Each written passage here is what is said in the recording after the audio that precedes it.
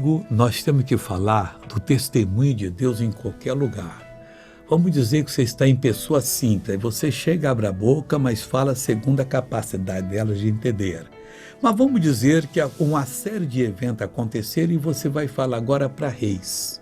Não estou dizendo propriamente o rei a rainha da Inglaterra, o rei da Espanha, não, o rei do Japão, não. Estou falando sobre os vencedores desse mundo.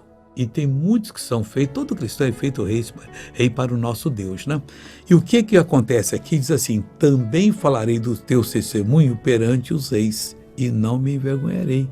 Eles são vitoriosos, são soberanos, também como você, mas você vai falar daquele testemunho que Deus lhe ensinou, aquela palavra, e aquilo que Deus lhe ensinou serve para eles também. E eles vão ficar muito satisfeitos e vão também ser abençoados. Faça o bem a quem quer que seja e Deus honrará você.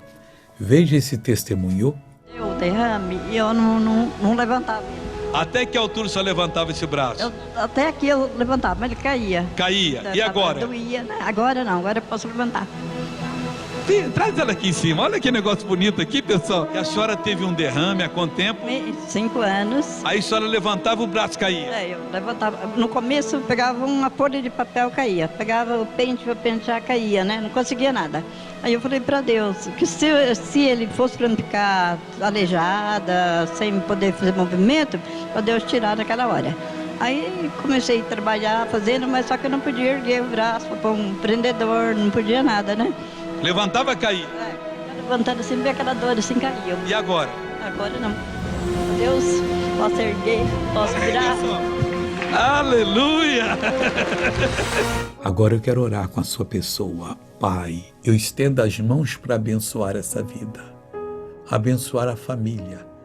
E esse membro da família que está com problema, eu abençoo agora e digo, mal, saia dessa pessoa, em nome de Jesus Cristo. Você levanta as mãos e diz, obrigado, Jesus, e amém. Deus te abençoe.